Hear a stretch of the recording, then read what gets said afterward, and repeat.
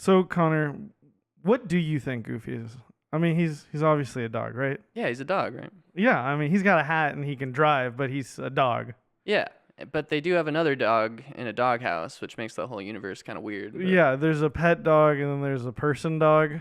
yeah, Well, anyway, welcome once more to another episode of Cinema Forecast. It is I, Alfredo, with my co-host Connor. hello again. Happy New Year. Happy New Year, and here we are. You know, as we like to say, we got one category, we got two friends, and we got four movies. That is what we say. That is what we say. That's what we've condensed it to. If you need further explanation, see last year's body of work. But our category today for this month, the month of January, That's right. a new year, 2026, and in a new year, new beginnings, we decided that we would talk about coming of age films. Well, actually, the legally distinct movie roulette chose that we'd be talking about coming of age, but that fits so well with our arc, our character arc, our podcast arc. When I say we, I mean like the wheel is like the An third extension host. of us, yeah. Yeah, the wheel is like our manager, really. But yeah, here we are. We're doing coming of age stories. And we thought no better way to start it than a classic that neither of us have ever seen. Yeah.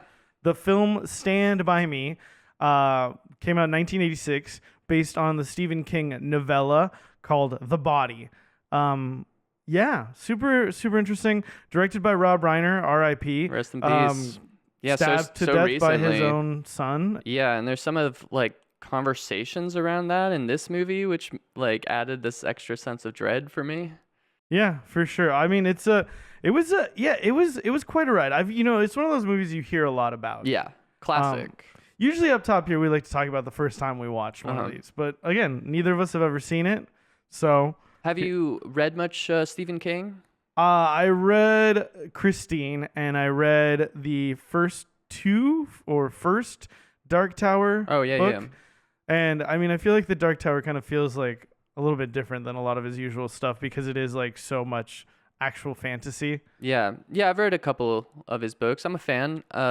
It is funny though watching this, knowing it's by or originally penned by Stephen King, because there's so many like reoccurring like tropes and themes he uses in his writing.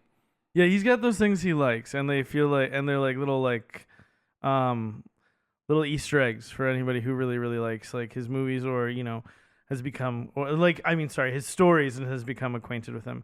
But yeah, I do feel like I should maybe like explore some of his other stuff. I mean, he has like quite a breadth of work. Yeah. I highly recommend reading The Shining. I love that Shining, movie, yeah. but I actually think the book is stronger. Oh yeah, I've heard lots of good things about The Shining. Also, I think I've known some people who've read the second one, Doctor Sleep. Yep, Also I've really read like that one. Yeah, it was good. But yeah, so 1986, Stand By Me. We've got Rob Reiner as the director.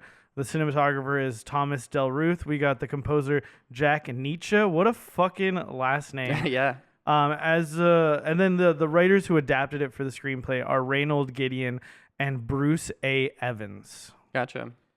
So 4 themes. Yeah. I have 6 of these bad boys, and I actually watched this movie with my sister and her boyfriend. So I had them help contribute like things they thought might fit into coming of age. And my sister in particular had some really good ideas. So number 1, I have nostalgia. Seems like a gimme for themes for coming of age.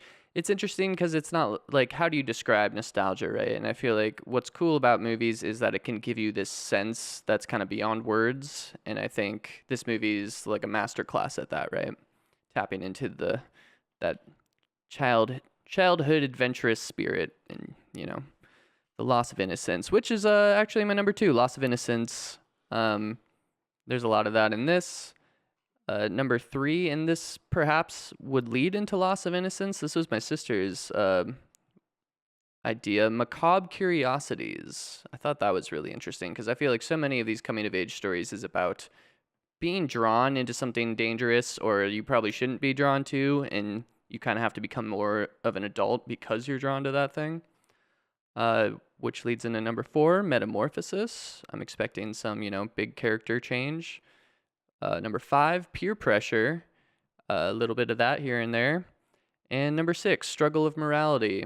I feel like a lot of about coming of age stories is figuring out what it means to be the person you want to be. Yeah, for sure.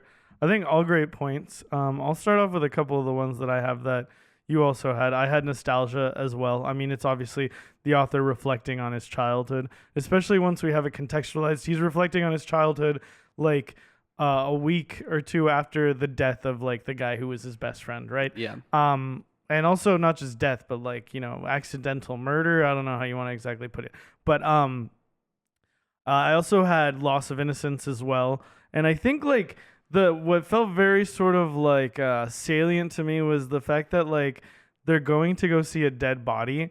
Like it is the death of their innocence. Yeah. It is the confrontation with their own mortality. So Totally. it felt very appropriate as a sort of symbol of this like loss of innocence.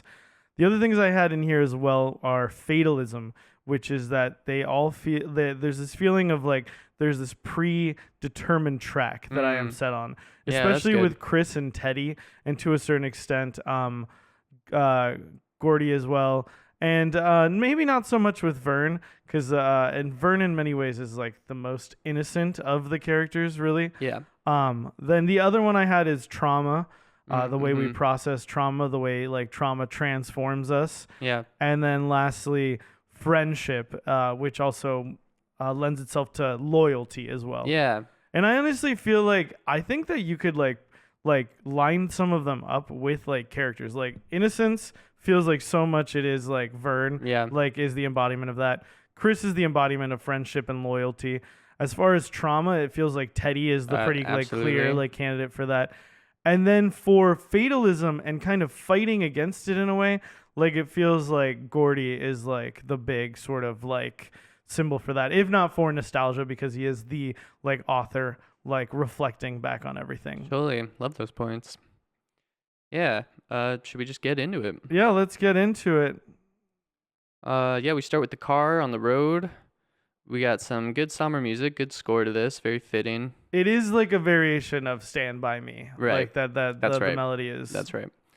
And he hears on the radio that there was a fatal stabbing in the restaurant, and I only realized looking at my notes again that like that was Chris getting killed, I'm assuming. Yeah, wild. Yeah, I didn't notice that. That's a good call right there. And then he sees some kids like riding by on bikes, which Yeah. immediately triggers his 1959, yeah. Castle Rock, Oregon. Yeah, and I would say, having read a few Stephen King novels, he's just like the best at like 1950s childhood, like warm summer, like just you know, the like the youth of the spring of your youth and the unfurling of the human soul in that period. Like he just captures that feeling so well, and I think this movie captures that so well. 'Cause yeah, immediately it feels cozy. This is a cozy movie for how dark it is. Like I feel like it taps Yeah. into something. Yeah, I would agree for sure. The sick tree house is very cool. Yeah, Kids are playing cards, they're smoking cigarettes, and they're like 12. they are 12. Yeah, they are absolutely 12. I was like so taken aback by the chain smoking in this. I mean, it's not chain smoking. They smoke. Yeah. You see them smoke like 2 cigarettes throughout the movie. Always best after supper. Yeah, very very funny. The older kids definitely like you see smoking a lot Yeah.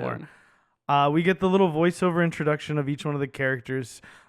Teddy, obviously, he was abused by his father to the point of being physically scarred, which I think is a very specific choice. Like a lot of these people were probably like getting like, spanked or stuff like that, but him just having that very clear like symbol of like how far his father had gone. Yeah, and also like on your theme of trauma, the fact that his father's trauma from World War II is directly leading Yeah. into his trauma as a child, like generational trauma. Yeah, absolutely. And I mean, obviously, like it's not just him having gone to war.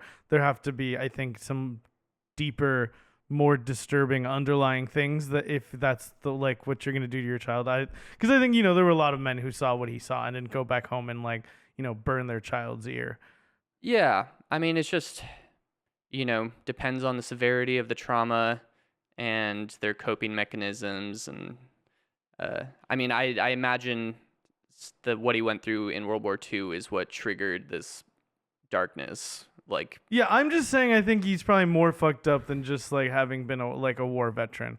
yeah, and I'm just saying that if it hadn't been for the war, maybe that dark part doesn't come out. Yeah, absolutely. I'm just trying to lend some credit to veterans who go home and don't burn their children's ears. Right. Because that just seems This like a one's very for you clear. guys. It just seems like a Shout out to very you. clear, like, sort of like there's something like deeper that's going on with the guy. Regardless, Chris is the leader. We got Vern. You see from his introduction, he's like kind of like the goofball. He forgot the secret knock, but he does bring them the news of this dead body. He asks them if they want to see the dead body. Yeah, and we're in Castle Rock, Oregon, which is interesting because pretty much all of Stephen King's books are like in Maine. So I don't know. Maybe he lived in Oregon for a little while or something, but I just thought it was very interesting to do this setting, like this kind of nostalgic take on where I don't think he grew up. Yeah, for sure. Yeah, very very interesting. Curious choice for him. And yeah, I wonder what motivated it. We get the recounting of Vern telling the story of overhearing his brother and his friend, who are Billy and Charlie, that they stole a car, went off somewhere, and they found a dead body. And we get some more context that the body probably belongs to this boy. I think Ray Brower is his name. He went to go pick blueberries and he never returned. Yeah, and I just gotta shout out the story of how he lost his pennies. Like he doesn't know where he buried them, and he's digging all these holes under. Just like so many hilarious little character quirks in this movie that I absolutely love. And they just have so many funny lines and a lot of stuff I didn't even know what they meant. There's one part where he says piss up a rope is an expression. Yeah. I don't even remember what the context was, but I just thought that was very, very interesting. It's so interesting as well because what I've heard about them filming this, like they spent 2 weeks beforehand getting to know each other. And they were playing like theater games, doing improv stuff.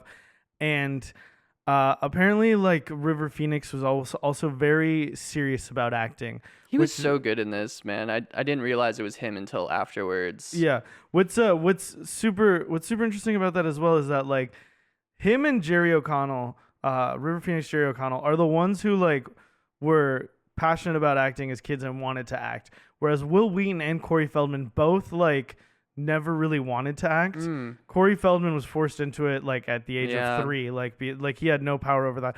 And Will Wheaton's mother was an aspiring actress, and she brought him to like an audition when he was like 7, and always kind of felt like emotionally blackmailed into like pursuing it. But River Phoenix very very passionate about it and into like even exploring like method things as young as this. And apparently all 4 of the kids would use like this 50s slang with each other, like off like set. That's great. Just to like, get used to like trying to make it feel like more authentic. Yeah. It feels very authentic for sure. And I Yeah, think pretty good. they all do a great job for sure. Yeah, no, I think all of their performances lend themselves really well to the different parts. I'll just shout out right now. I watched a really cool YouTube video by this channel called The Back Focus, and it's called The Real Pain Behind the Acting of Stand By Me. Again, called The Back Focus. I'm going to go a little bit more into some of the actors, like stuff like at the end, I think, just to like help contextualize some stuff, but just want to shout that out first and foremost. Right. Very good little informative half-hour video. Nice.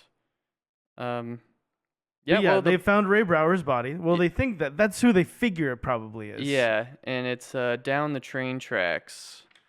And the childhood wonder and fear of it all, like it's such a good, simple premise for a story that I just think explores the coming of age themes so well. Like it's almost like a perfect encapsulation of what coming of age is, Yeah, very well designed to be like this is a coming of age story. Yeah.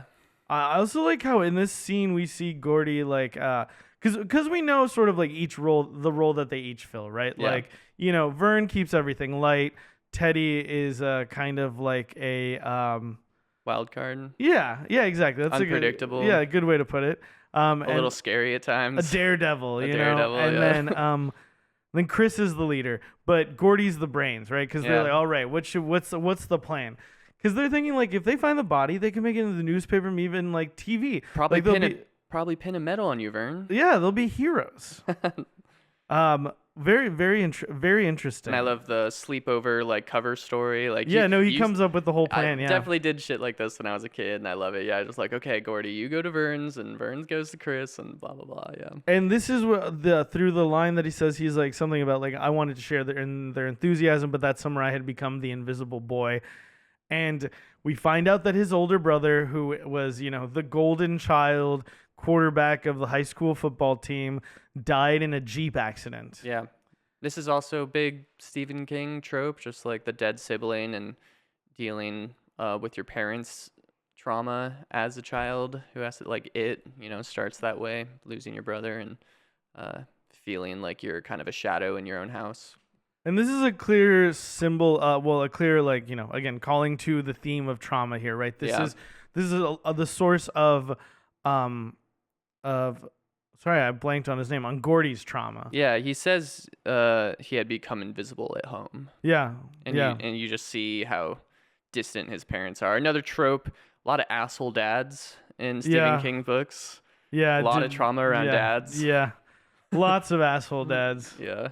Hard to watch, honestly. Some of the scenes between Gordy and his dad. Yeah, his dad sucks. Yeah, his dad really fucking sucks. His Yankee cap. Yes, he gives him the Yankee cap. He has this memory of Denny giving him his Yankees cap. There's also the mention of his dad, because I think part of the reason that the memory is sparked as well is he's looking for his canteen. And his dad says to him after because he's like, you found it, like trying to tell him, get the fuck out of Denny's room. Like, this is sacred space. Like, you don't belong in here. But he tells him, like, why can't you have friends like Denny? Yeah. And he describes his friends as a thief and two Phoebes, which I think means like a feeble person. And this is where we first hear about Chris stealing the milk money. Right. Yeah. Yeah, a lot of good setup and payoff in this. God, his dad sucks. Yeah, he really does. So they set off at noon. And we see that Chris has brought a gun. Oh my God, yeah. He took his dad's gun. His dad, who was a drunk, apparently. Yeah, and he's like, do you want to be a Cisco kid or whatever, which I thought was funny, something like that. I just immediately had a really bad feeling about them having a gun with it. But nothing, it actually kind of ends up saving them in the day. So, take that for what you will. Bring your gun, give your kids guns early. Yeah, it was pretty wild the way that it all played out. I'm glad it did how it did, and that it wasn't horrible, because that is like what but still. I mean, it's Chekhov's gun to an extent, right? And so it's gonna have to come into play in a bigger way. And I like that it's a restrained way that it's used in the end. We didn't need like a shooting at the end. Yeah, for sure. Yeah, I'm glad there wasn't a shooting death at the end of it. The gun goes off. Yes, the gun goes off. There's no bullets in it, he promises, but yeah, one in the it chamber. does go off. But then they run into Eyeball Chambers, who is Chris's older brother, with his friend Ace. Yeah, Kiefer Sutherland, man. I didn't recognize him at first. He's so young in this, but he's a great performance in this as well. Yeah, he sucks. Yeah, he really sucks. He steals the Yankees cap, and then in a great display of loyalty, Chris is like, dude, I'll fucking fight you for the fucking hat. And Ace wrestles him to the ground, and he's gonna burn him with a cigarette. And apparently, River Phoenix told Kiefer Sutherland, he's like, "Yeah, dude, just like actually burn me with the cigarette." Oh my God! God. And he's like, "No, I'm not gonna fucking do that, dude." That's crazy.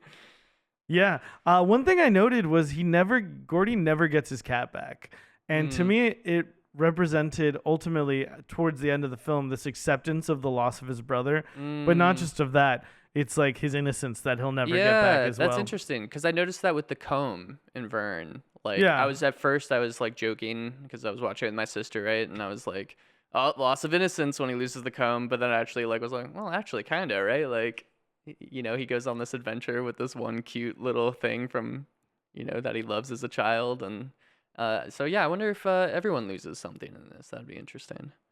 Yeah, that is interesting. I wonder. I definitely I think the Yankees cap was the thing that stood out most to me because of the relationship Yeah. it had as like a gift from his brother. Yeah. I also like how they tease Vern. They're like, you can't even use the comb. And I was watching it and I was like, literally, neither can Chris. It's just like for I keep wanting to call them by the actors' names, but literally for Gordy and Teddy's characters, right? They're the only ones who can really use it. But then again, also just a sort of show of like friendship, right? Yeah. Of like, watching out for your boys' backs, Yeah. And we get into the adventure pretty quick. They're going down the railroad, 20 to 30 miles to Harlow. Yeah. So they got quite a journey ahead of them. And it's just crazy. Like, I did a lot of crazy stuff when I was a kid, but like backpacking at 12 years old with some friends for 20 to 30 miles, like that's next level kind of badass. Super underprepared as well. Yeah, they didn't bring any food. Yeah.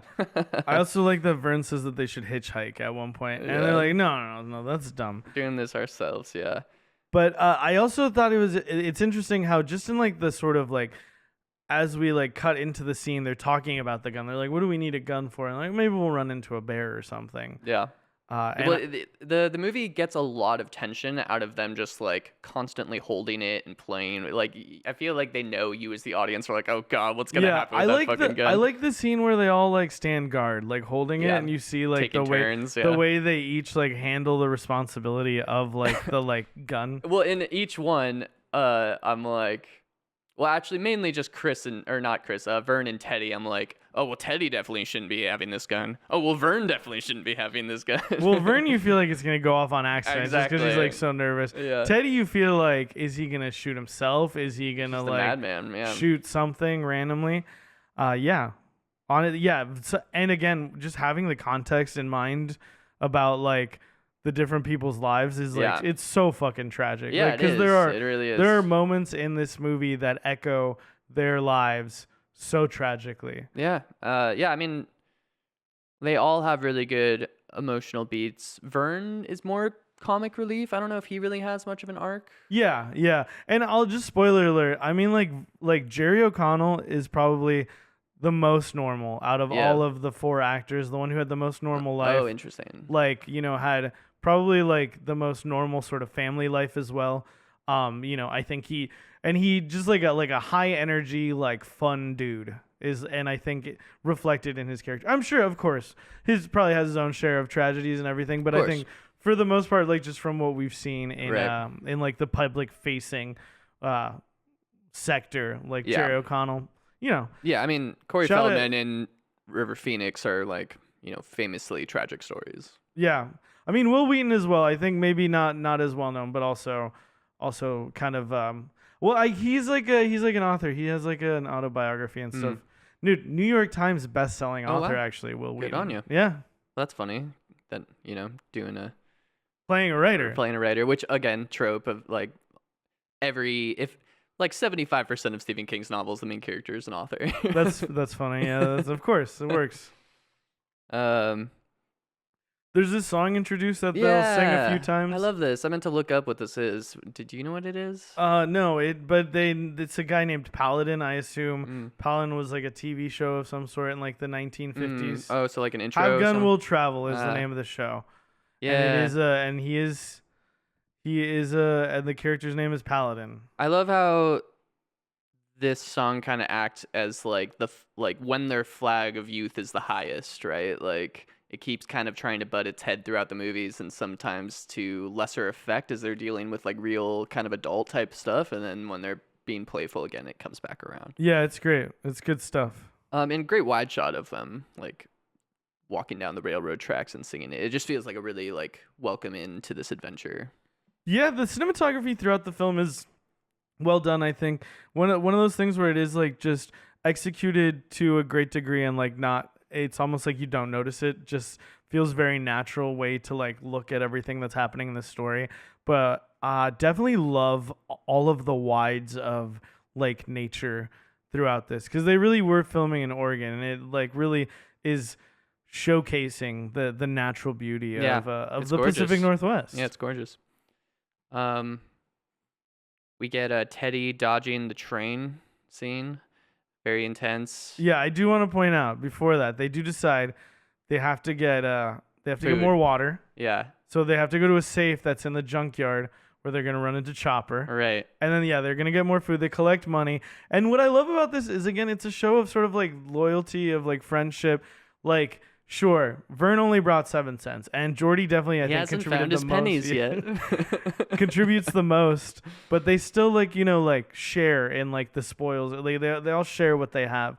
But yeah, then the train dodge. Yeah, and just looking at this now and thinking of our themes, I do think there's a metaphor here with the railroad and the train and this journey, right? Like the train is death in a way, and Teddy is challenging death on the railroad, and at one point they all have to challenge death with the train chasing them, and then they're all searching death out. And if the train tracks is like the road of life or whatever. Yeah, no, I think the train as death, but not maybe just as an extension of that, like the train tracks themselves being your fate. Yeah, fate. And like walking down like the path that has been chosen for you and rebelling against that and saying, I'm not going to do that. In the case of someone like Chris, right? And trying to do that in the case of someone like Teddy, but ultimately failing. And Vern, I think like if you like kind of break down like the way that their lives go, Vern very like sort of like, okay, whatever. And then just like becomes a forklift operator, gets married, has kids, you know, lives a happy life, but like isn't really challenging the idea of who we think he is. Whereas like Chris does, right? Like and like Well, he puts himself in danger here to save someone else's fate. Yeah, exactly. Which is his fate. Yeah, and but Yeah. like I think as we see him ultimately, like he will like sort of choose to take his life into like his own hands. As we Yeah. see him here, like saving someone. And what I think of it is interesting about Jordy is that he's resisting his fate as like being a smart kid and a writer, like, you know, like or having a future as a writer, which we'll see in a discussion that he has like later on with Chris.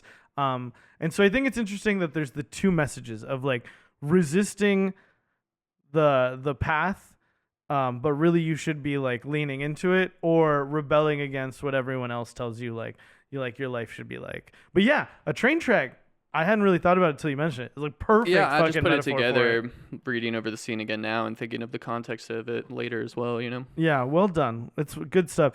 I also like that they get into this fight after he pulls him off, right?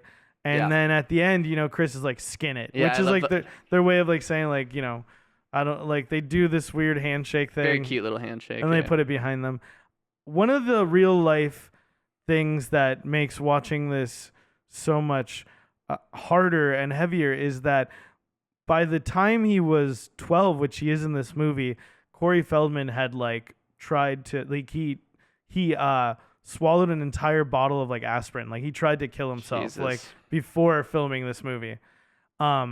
So there's like something so real about like well, yeah, that's what I was saying. Like about throughout his like about all of them really, Yeah. but like in that moment, just having that contextualization of the scene again. Holy shit, dude! Yeah, for sure. We get the bullies playing mailbox baseball.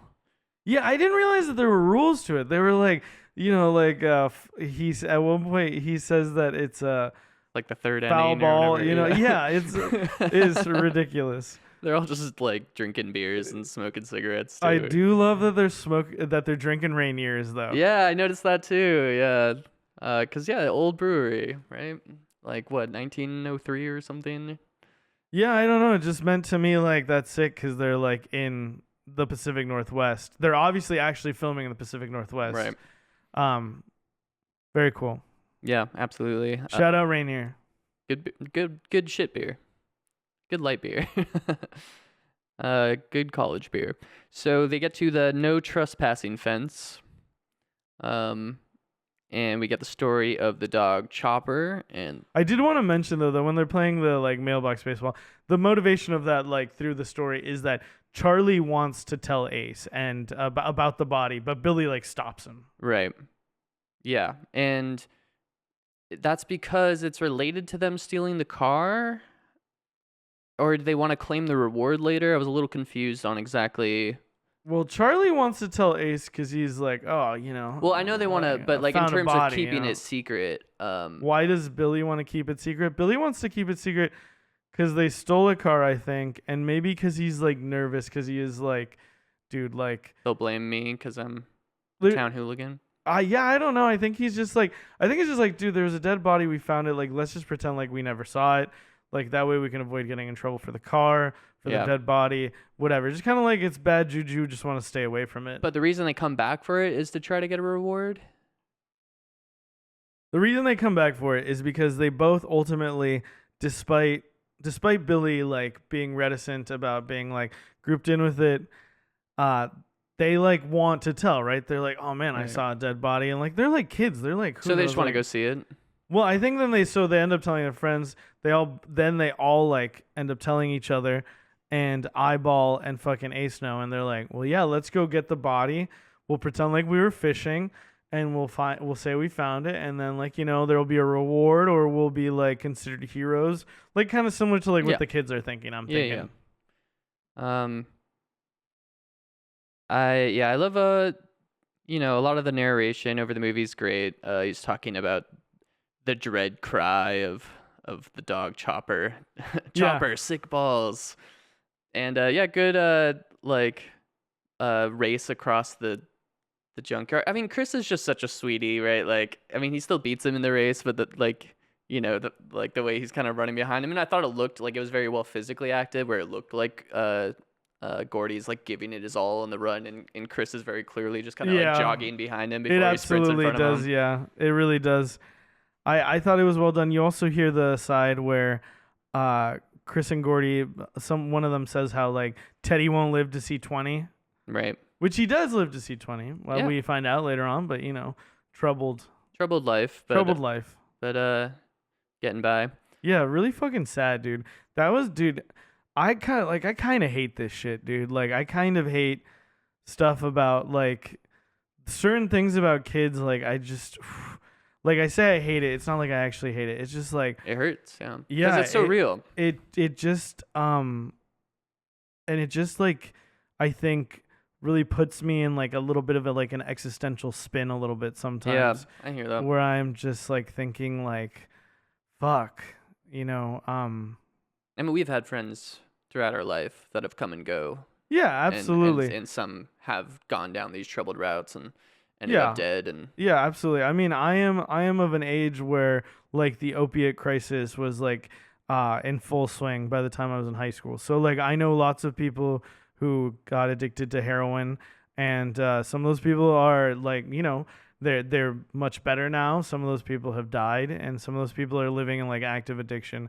And some of those people have stolen from me, and I know some of those people have turned to doing shady shit like that, and it is super tragic. But dude, what's wild is like beyond that, it's like almost like the reflection of like, where am I? Like, what am I doing? Have I betrayed the wonder and the aspirations of who I was as like a youth, Totally. And I think that's a lot of what these kind of movies are about, is Yeah. reconnecting with yourself, with your childhood self, and reflecting on your life and your own coming of age. Yeah, for sure. I mean, especially like, a lot of times the protagonists are like, they've succeeded in like sort of like what they want to do. And I think one of the things that is like nice about the movie is that it is so easy to just be like, look, this is what they wanted to do, and this is what they did. But like, I think there is like this added aspect that I feel like sometimes is a little bit like that that it inspires in me that isn't like inherent to like the stories, is like it's not that easy. It's not like that simple, like when you get to be an adult, there is this like every day having to choose to to participate, I Yeah. guess. I don't know. But again, that's not what the story's about. It's about being a kid, right? It's not about being an adult and having these insane existential thoughts. I think it is, though, to an extent, because it is about him reflecting on his childhood, even if we don't get to, like, he only kind of vaguely talks about how it impacted his life a lot of the time, but it is a lot of, it is trying to get you in that headspace of reflecting on your own childhood. Yeah, for sure. I guess I'm saying I see that it kind of is, but at the same time it kind of isn't, Yeah. right? Like it is so much more about the Them hanging out and spitting into the can, pretty good, pretty gross, but fun. classic guy stuff. Yeah. Yeah, and there's a good line here. I think Vern says something that's kind of cheesy. Just like, this is great, and everyone kind of goes silent. Um, and then the narration is reflecting on it, just like, yeah, life was like, we all kind of took the under of that meaning, is like, it doesn't really get better than this, like, and we all knew where we were going, but like, metaphorically, but also like literally going to the dead body. Like, they had purpose. It was simple. They weren't thinking of anything outside of this adventure. And I that resonated with me a lot in my, like, I remember in like high school, I felt just so sure and confident of where I was in my life and what my future was going to be. And then, growing older and just seeing how wild and random and it's never, life is never going to be what you expect it to be. And there's this innocence of that Yeah, with for youth. sure. I will say there is this thing in the movie that he even says at the end, like, um, and I'll just say, and I'll get back to it. I kind of disagree. Like, I'll just briefly say, I think my greatest friendships have been Mm, like post that period of my life. I think of that period, like being like 12 years old, as like part of the reason it makes me feel so icky is because of all the things that were going on. And yeah, I don't know. I don't think those were my greatest friends ever. I was thinking about that as well, and I think I'm with you there. But there's a certain aspect to it of just the innocence and freedom and just pure friendship when people weren't worried about, oh, I got to work tomorrow, oh, I have all these things I need to take care of, I have a kid and a wife, and like, it was just about your friendship, like, pure and simple. Yeah, I guess it never felt like that. Like there was always like, cuz people were so mean to each other. Yeah. Like Yeah, so kids are mean to little each other. shitheads, And I yeah. mean, dude, I've always been chubby, like, and like always been different. Like my parents are from like another country. Like even the groups that I was like accepted into, there was this feeling of like, I don't know. Like there was never what I feel like maybe these kids have, this like full Mm. understand. Like I didn't get that until I was like, I got that sometimes, but like I feel like it wasn't until like, like late into high school and then really honestly in like in my early 20s where I felt like those were like the friendships I made that like Lasted. that have been meaningful and like Yeah. impactful and that like I have like treasured forever. I was a bit of a loner until like junior high. So I didn't have too many friends in this kind of era of my life, just like one or two close friends. Yeah, I mean, dude, I remember going out to the going out in the woods. I lived in an apartment complex, and there was a bunch of kids, right? Yeah. I wasn't very athletic, and I was kind of like a little like awkward and weird until I like realized like that I had like a good sense of humor. So like I got like I got made fun of a little bit, and I was kind of like on the bottom of like I was like a Vern, like I was sitting sort of, I think, in that sort of like social standing. But it was very fun. Like we played a lot of like really cool games and went out into the woods and we took notebook paper and wrapped up debris leaves in it and like smoked it like huge cigars. Of course. Yeah, Yeah. I mean, I have so many great If only we memories had of just, Winston's. yeah, just so many great memories of like summertime going out in the woods and like half building like some kind of treehouse thing that's not actually like structurally sound at all. Yeah, for sure. Their treehouse is fucking sick, dude. Yeah, great I treehouse. wish, dude. I really, really wish. But yeah, they want to choose who's gonna go get the food. So they flip the coins, and they Yeah. get what is colloquially known as a goocher. I had never heard of this before. I Yeah, thought they it got was such a four funny word. tails. All of them threw tails, and Vern is like paranoid about this because he's like, dude, these kids all like fucking, they threw a goocher and then they got in the car and they got into a car crash and they all died. Right. And they're like, dude, don't worry about it. Yeah, and I forget how they're making fun of each other's mothers, but I love the narrative line here, narrator line. Degrading one's mother was held in high regard. Yeah, and they're such little shits. The stuff that they say to each other is like fucking wild. And I think like one of the like underlying sort of things is like, oh, they'll like say all these things, but like, when it comes down to it, they like really like care about each other, Oh yeah, Which I think absolutely. is a very sweet message. But I think just in like experience in some of those situations. I'm like, it doesn't feel like that all the time, you know. But again, this is this idealized version of it. But Totally. it is also just wild thinking that they're fucking 12 saying this shit to each other. Some of the shit that they say to each other. I mean, yeah, they just grew up faster then, man. Smoking cigarettes, fucking looking into deep existential questions and wondering where their I'm life's gonna going. pull your head off and shit down your throat. Is that what he says? Yeah. It's pretty good. Yeah. Also, I mean, it's written by Stephen King. You know, there's also that aspect to it. Absolutely. They are. Oh yeah, we get a flashback of Gordy at a shop. Well, he's going to get the food. He goes to right, get you're the right. food. Yeah, that's not the flashback. The Yeah. flashback is the dinner with his brother. Yeah, because he recognizes. He's like, you're Denny's younger Mhm. brother. Yeah, and we just see more of his dad's oafish dickheadery. Shouldn't be thinking about girls. You should be thinking about football. Yeah, his dad wants Denny to just think about football. His mom is asking him about a girl. He's like, shut the fuck up about the girl. He needs to focus on football. Yeah, which and is so silly. Denny's trying to tell them like, oh man, fucking Gordy wrote like a really good like story. Did you guys read it? And then like mom's like, oh no, what was it about? And the dad's like, dude, shut the fuck up. We need to focus on football. I'm talking to him here. Yeah, he's such a dick. Yeah, he fucking sucks. And then the shop owner. Yeah, because he gets back and he doesn't see his friends, and then he notices them going over the fence. Well, just an important line from the From the shop owner. shop owner. He says, "What do you do?" And he said, "I don't know." I mean, to me, that's like the perfect encapsulation of coming of age, right? Like, because he asked him, "Do you play football?" And he's like, "No." And he's like, "What do you do?" And he's like, "I don't fucking know." Like, I'm 12. yeah, I'm fucking I'm gonna 12. go smoke cigarettes and find a dead body. What do you What's want? your fucking problem, dog? Fucking read Gangbusters. But yeah, then we get the junkyard escape scene. I love that Chopper is just like this cute golden retriever.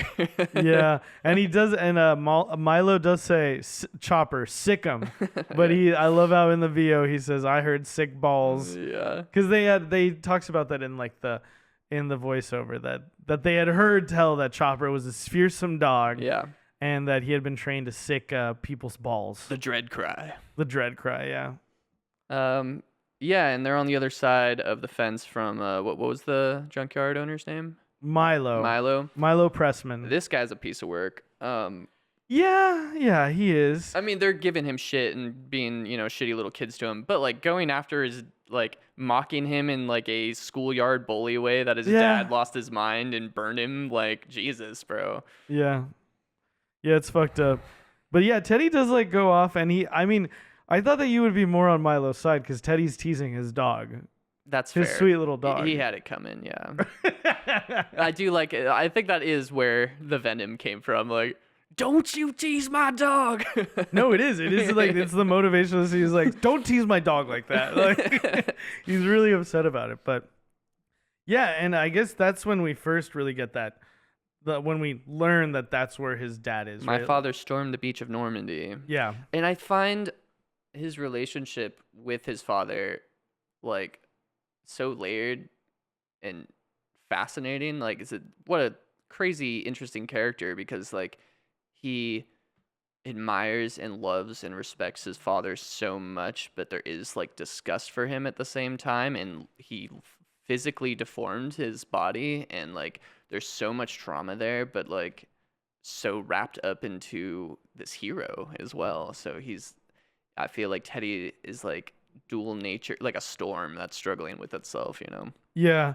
I also like I also thought it was kind of great choice to have that kid who's obsessed with like war and soldiers, because that seems like such a real trope. Oh yeah. Of like friends where you would have like and I love how like you just see him like sort of like talking like that, like, he always got a stick that is his gun, and he's yeah. running around Well, I mean, with he's using his sleeping mat as like a pretend rifle, Yeah. right?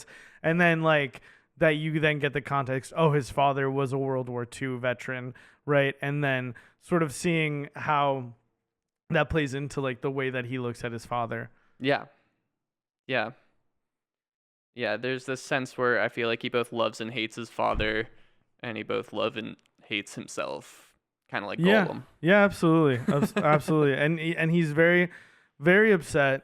he's crying, and then you hear Gordy say in the VO, the writer in modern day, he says he doesn't know how he didn't know how Teddy could care so much about his dad, who practically killed him, and Gordy doesn't give a shit about his dad, who hasn't laid a hand on him since he was 3. Yeah. Yeah. That's And a great line. Yeah, and it's wow.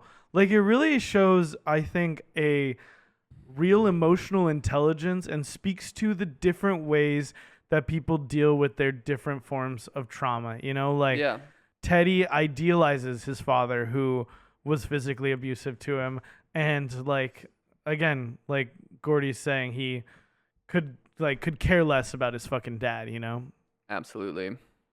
Yeah, and I like that Vern tries to cheer him up, or like he tries to bring them all together with the song, like I mentioned earlier. Yeah. And they're just like, no, dude, not the right time. I think that what I liked about it is that the way that they look at him is like, no, dude, not the right time, but also kind of like, no, dude, it's not the right time. Yeah. Like more like, oh man, like yeah, we wish it were that easy that we could just sing it and switch be back like to better. it. Yeah. Which I think again just kind of like maybe speaks to like Vern is like the most normal, like well-adjusted one perhaps, or like comes from at least maybe the most like normal life, I guess. Yeah, and also really speaks to the theme of loss of innocence, right? Of just the song represents this innocence, and it's not the right time for the song. Yeah, maybe Vern never loses innocence. Yeah.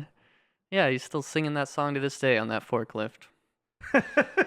I hope so. That's pretty good, dude. Me too. Yeah, and there's a good line here. I can't remember the exact context, but it's they're basically saying how this trip is kind of a bummer, and well, no, Teddy says, I'm sorry for ruining everyone's good time. Right, and then Gordy says, I'm not sure if it should be a good time. It's if great. It should It's be a great parties. line, yeah. And it kind of, there's this kind of burning fire within Gordy on this mission compared to the others. Yeah, that and I he think talks is very about it interesting. in the voiceover. He says like, I need to see it. And I think it's about coming to terms with his brother. Absolutely. Yeah. It's almost like he's like, I want to see. I mean, because as soon as he sees it, he's not talking about Ray anymore. He's talking about Denny. Why'd you have to die? Yeah. Yeah. Absolutely.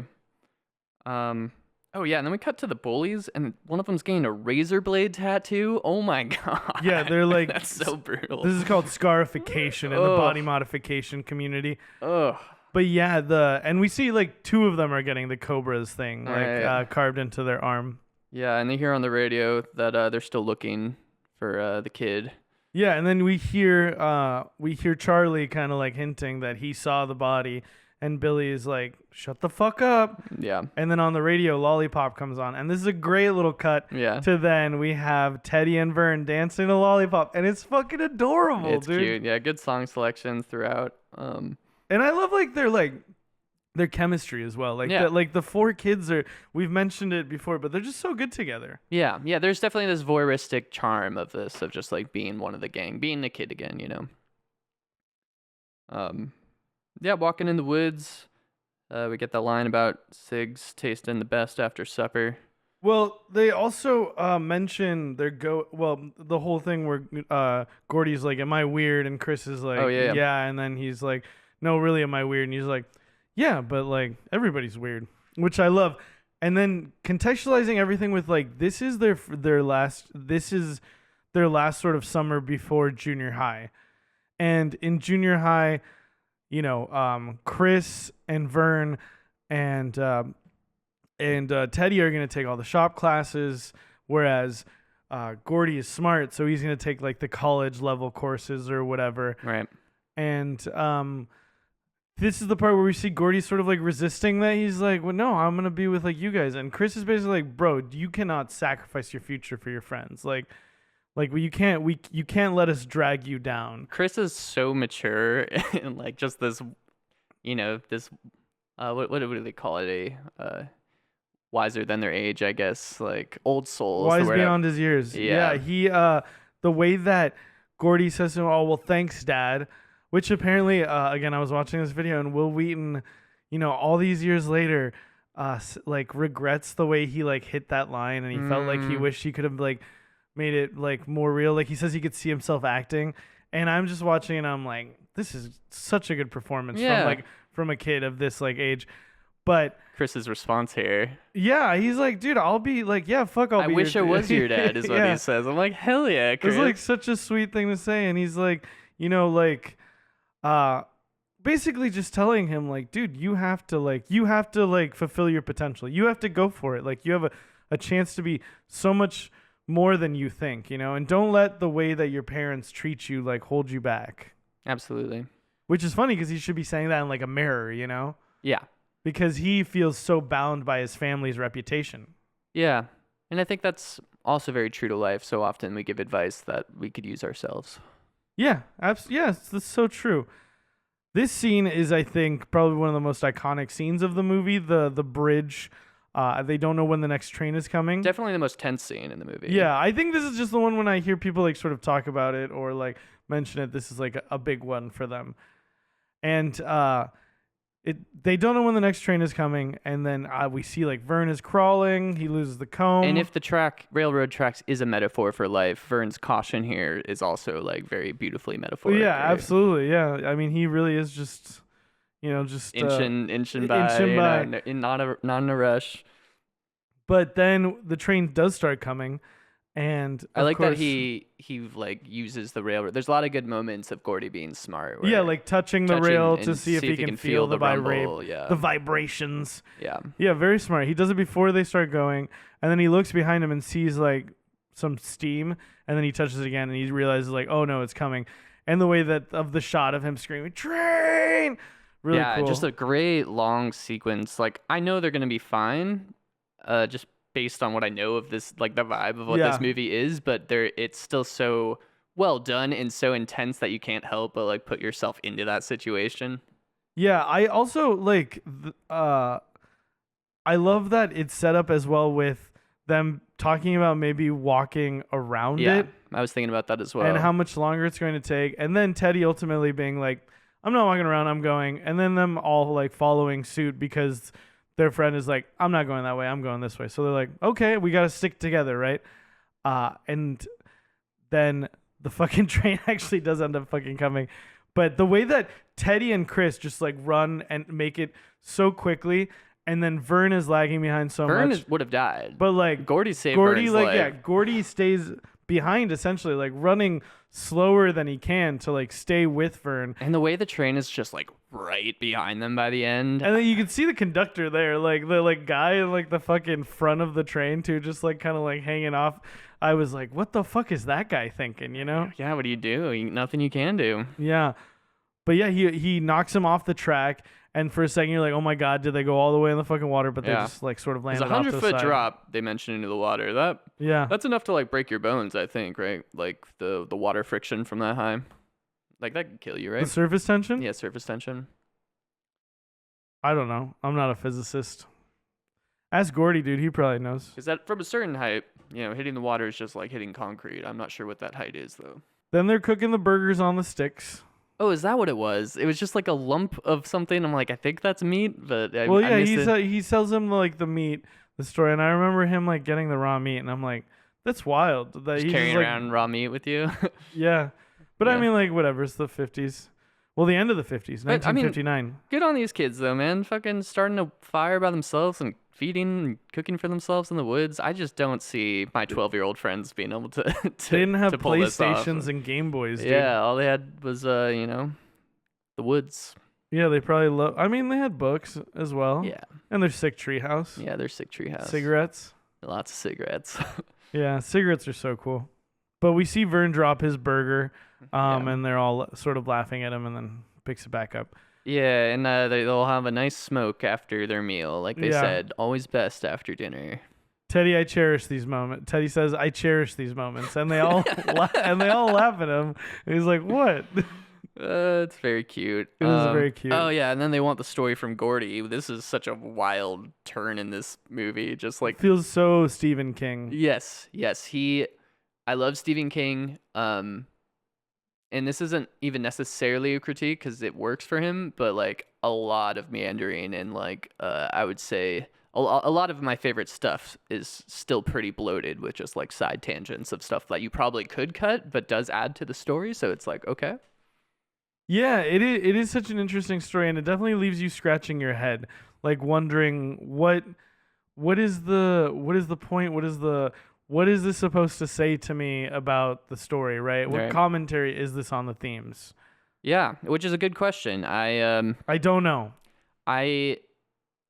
To me, it's almost just like this simplistic version of life to an extent where, you know, all your problems can be solved by just making everyone puke. You know, it's like a child's look on how to solve these existential problems of life.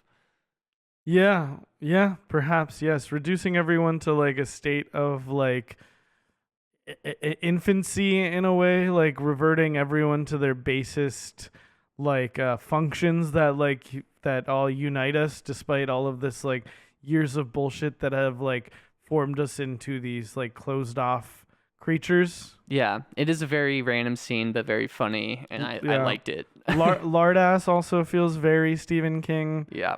But yeah, A complete and total barfarama. Barfarama. Yeah.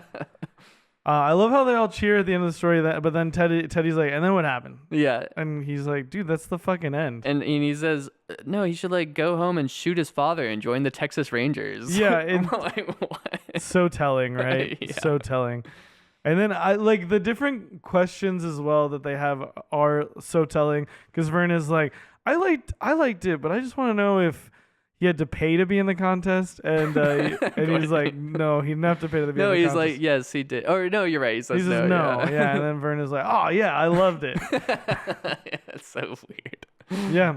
Yeah, and then they get a little montage of them just like having these goofy little Yeah, they turn on the radio. conversations. Yeah. The way he puts it is that he says they talked into the night, the kind of talk that seems important until you discover girls. Yeah.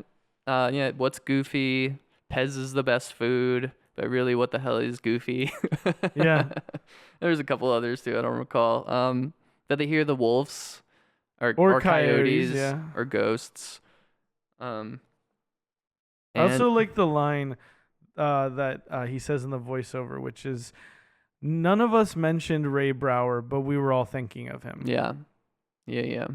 Again, sort of like this impending loss of innocence, this change in life, this moment where, and I think like, I love that they are almost aware of it a lot more than I was, right? Because I think that's maybe like one of the interesting parts of the story for me to think about is like, yeah, I remember my crew that I ran with when I was in like, you know, 5th, 6th sort of like grade, and then like how slowly through like 7th to like 9th grade.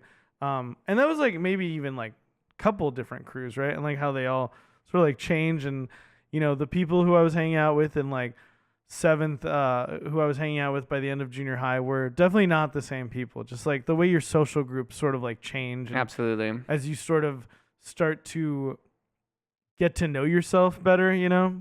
Absolutely, yeah. Or, you know, for me, junior high was very much me trying to find myself and going down all sorts of paths that weren't really who I was going to end up being. Yeah, for sure. But it was part of my journey, you know? Yeah, absolutely. I mean, I would say like the same with me, like as well. But like, I think it was just, and trying out different things, like, you know, deciding that I wasn't going to play baseball anymore. I stopped doing like kung fu by the end of like 9th grade or something like that. And then maybe 10th grade, I can't remember. And then also like just sticking with music and just playing music through junior high in like the like in the junior high band and like doing jazz band, to the point of like by the time I was in 9th grade playing in a band. And I think like I haven't ever really like sat and like looked back at it and realized like, oh yeah, I just like, that's where I gained so much of my identity and community since then. Even though I stopped playing music, I mean, after that, like we met at Soul Food Books, and it was so centered around like the open mic night, and a bunch of people playing music. And then after that, like all of my bandmates that I met was centered around like playing in house shows in like Seattle.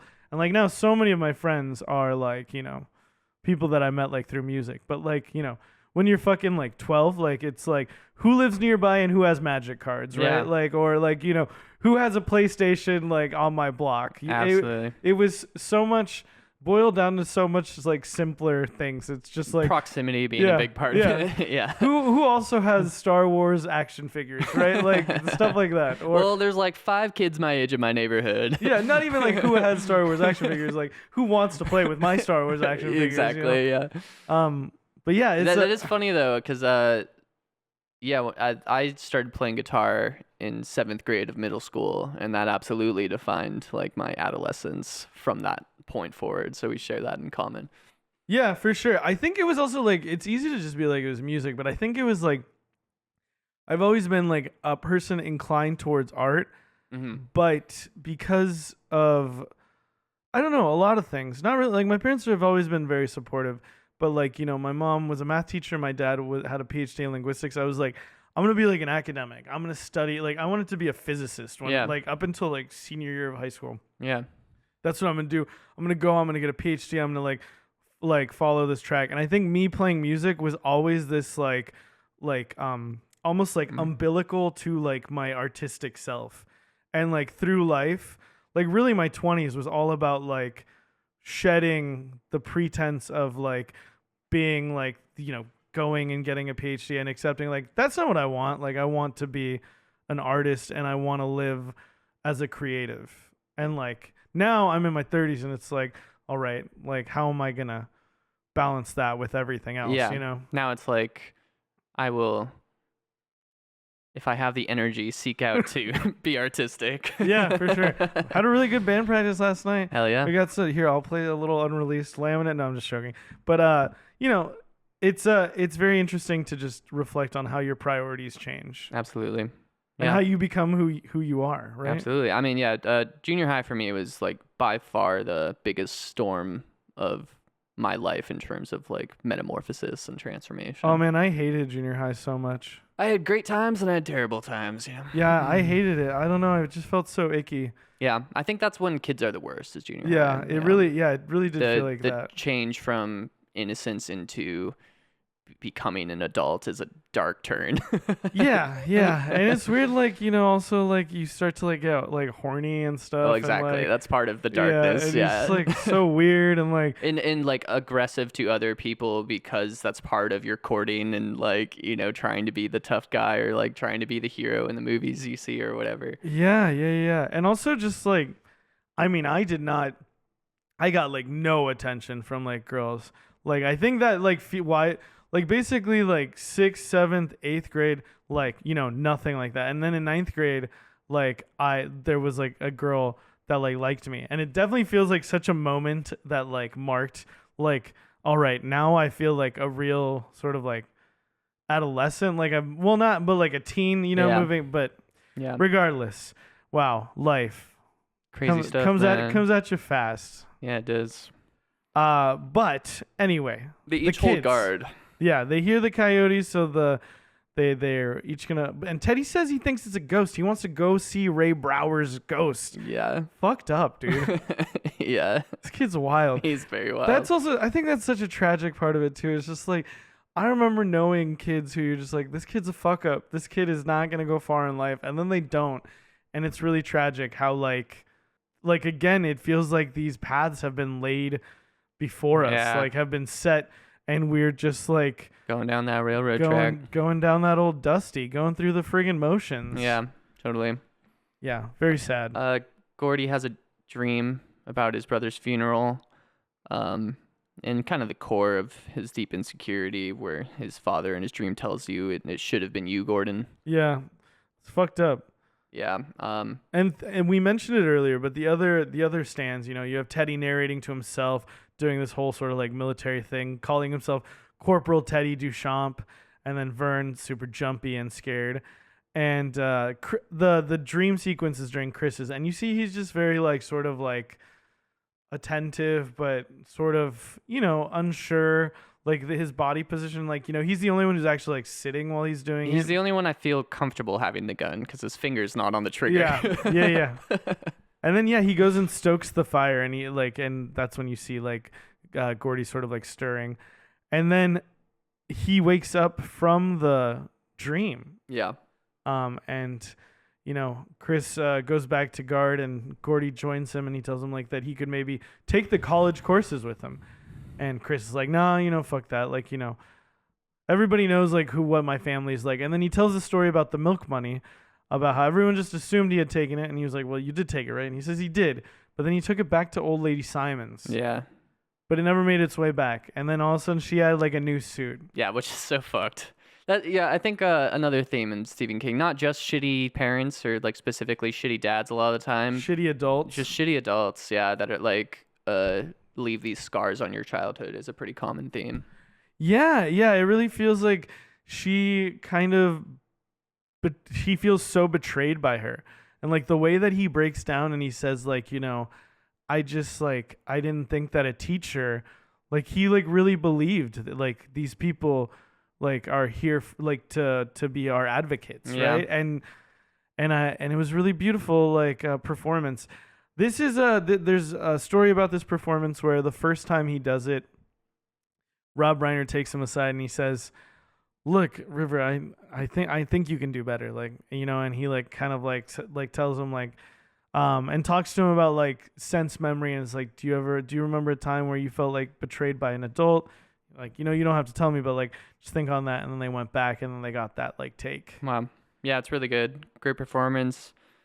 I also like Gordon just talking about how he didn't cry at the funeral. Yeah. And I think that is a very real thing a lot of people go through, where they're like, I should be feeling more than I am, but it's just, everyone deals with these things in such different ways. Absolutely. What's interesting about the whole like crying for the kids thing too, there's a couple other times when they're running off from the train. Rob Reiner said that they didn't look scared enough. And so he like kind of, I think, like dressed them down a bit, like kind of like yelled at them so they would look more scared. And then they like went and did it again. And I guess like Vern is still kind of like crying in that scene. And then with Corey Feldman, he couldn't cry like during that part earlier on. So they like blow these like menthol crystals in your eyes to like make you like sort of cry. It's like a thing it's like a thing that they do on like sounds sets. Painful. It's probably not. It probably doesn't hurt too bad. Maybe it does a little bit, and like that's what makes you cry. But apparently he was very insecure about that for several years, and then he was like hanging out, having dinner with like River Phoenix, and they were talking about filming that, and he was like, "Man, like I always felt like kind of shitty about this." And River Phoenix was like, "They had to do the same to me, man." In that scene where I'm like, talking about the like milk money, and like Corey Feldman was like, "Really?" But it looked like so real. It felt so like. So authentic, and I don't know, it feels like, again, showing these like how well these people were suited to play these characters, like River Phoenix like being like reassuring, like, no, you like did a good job, like, I also like needed to like do this, and like I don't know, there's something so beautifully tragic about it, like, and I think like I'd always known there are 4 people who are still four very relevant people to like Hollywood, right? Yeah. But just actually seeing them as kids like that, in like only really knowing them as like adults for the most part, except for Corey Feldman, I was like, holy shit, this is so wild. Yeah. Yeah. A lot of life made into art in this movie, I think. Yeah. No, there's a lot of them bringing themselves into these parts, which I think is really impressive. Yeah. And Chris has that, heartbreaking part about wanting to go where no one knows him. Yeah. So that he can actually have a fresh start and not just be the low-life Chambers kid. Yeah, totally. And the payoff at the end is so nice. Yeah. I really love the way that Chris's story ends up going, right? Well, yeah, it's dark, but yeah. Yeah, but I think it's beautiful, but it's tragic still. Yeah, for sure. But he lived enough to become like a lawyer, and like to fight for people, like, kind of like to fight those who have like who are I don't know, just to advocate for people, Yeah, he died being a hero, and I think that represents him perfectly. Yeah, he is a hero. Absolutely. It is tragic, but he like, how old is like the the author at that point, right? You know, I mean, Yeah. still died too young. Still died Yeah. too young. Still very tragic. But Yeah. I just love that he resisted the railroad, Yeah. right? Totally. Yeah, it's the morning. Gordy's reading a comic. I didn't catch what it was. Looked like some superhero It's called comic. Gangbusters. Gangbusters. That's right. I think he's essentially doing the last watch, maybe. Right. Of the morning. Yeah, into the morning. Yeah, and he sees the deer. You know, keeps the deer to himself. That's just for him. Until now. Yeah, until he never talked about it until he just wrote it down just now. Yeah, and I guess that's just like there's something sweet about, you know, sharing this experience with friends, but having your own moment that's just yours, you know. Yeah, absolutely. Yeah, they're walking, Eating chocolate. eating chocolate. They decide to go into the woods. I forget what pulls them in that direction. So it is just much faster. It's Okay. called the Royal. If they Okay. cross it, Just a they shortcut. cross the field, they'll be there in like 10 minutes or something like that, I think they said. But if they follow the tracks, it'll take them much longer. Vern wants to stay on the tracks. The rest of them decide to cut through the field. Again, very fitting for Vern and Yeah. a metaphor of all of this. And apparently the fall was unscripted. Jerry O'Connell just like really? fell as he was like, going down the hill. Pretty good. That's amazing. The next scene we have Charlie and Billy. We hear that they had kept their secret for about 36 hours Which was before a new telling record. telling Ace and Eyeball about Ray Brower's body. Yeah. And I love them both being like, swear on your mother's good name you won't tell. And then the thing that the author says that, you know, their mother's good name wasn't a big it wasn't top priority for either of them. Yeah. Really talking shit in a very good way. Like good word choice with that. Absolutely. And then we get they're gonna go out and pretend they're fishing, and then they're gonna like, you know, say, oh, we found the body. Yep. And we go back to the boys, and they're at the creek. It's like super muddy, Yeah. like walking through the woods, and then they run into like a huge puddle essentially. Yeah. And they decide to just go in, and it's like so funny. The stuff like Well, this. he touches it with the stick a couple times. He's like, we could just walk across it. Yeah, and it's so funny to me how like casual, because this is the kind of shit I would do as a kid. But now, like with phones and everything, like you don't have kids who are just gonna like jump into creeks and stuff. I'm sure there are kids who are still ruining their phones Yeah. with jumping into creeks, but I think it's a puddle. I think it's like a big puddle. I don't think it's a creek. okay, yeah. For some reason, I thought it was a creek, but A crick? a creek. I just like it looked contained, like kind of like on the sides by the trees. Well, I just don't know why they wouldn't go around if that was the case. Yeah, I don't know. Looked like a big puddle. Maybe not puddle. What's like not quite a lake? Because he says, well, we should just go back to the railroads. So to me, that means like there's no way around this but through. Yeah, I was thinking maybe it was just like too thick of Brush. yeah. Yeah, maybe. The fucking leeches, man. What little demons leeches are. I've never run into leeches Me in my neither. life. My sister has, and she was telling me a bit about them. And she actually said they don't hurt too bad. But apparently they have this saliva that like breaks down your blood, so it comes out a lot faster. So when each of these leeches are being pulled off, it would be a ton of blood in reality. Yeah, that's wild. And he gets a leech on his nuts. Oh, God, man. Pretty wild. And then he Fucking faints. brutal. Yeah, I'd faint. That's horrifying. So they're talking about maybe taking him back, but ultimately, and they sort of like get in like an argument, you know, with like Teddy calling them pussies, and you know, then Gordy yells at them and is like, "We're not fucking turning back, dude." Well, actually, I guess this is kind of Vern's biggest character arc here, where he's been kind of rolled over by everyone this whole movie, and he's the one. Teddy keeps calling Vern a pudgy, and he jumps on him and starts attacking him. No, he calls him a pussy. Oh, I thought I remember pudgy, but yeah. No, he calls him king of the pussies, and then he says, "Stop calling me that." But he attacks him, and you know, I don't condone violence, but I do think that is a bit of an arc for him here of just standing up for himself. Yeah, it's good shit.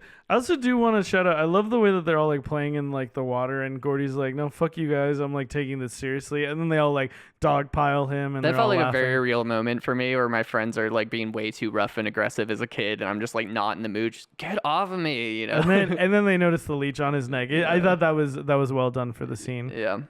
But yeah, he faints. And sorry, like I said, they talk about taking him back, and they get in the fight, like you said. And then, yeah, Gordy's like, no, we're not fucking turning back. And then he just starts walking. And he even says, I would have gone by myself at that point. Yeah, which is wild. He needs to see this dead body. Yeah. Yeah, I can't imagine at 12 being like, yeah, I'll camp out here by myself, you know? I don't need my buddies with me. Yeah. We cut to the bullies. Yeah, I think that these guys are a great sort of example of like shitty friends. And I think maybe you could say or sort of like argue maybe it's supposed to be a commentary on like how friendships maybe change like as you get older, but I don't know. These guys are kind of just like a shitty group of friends.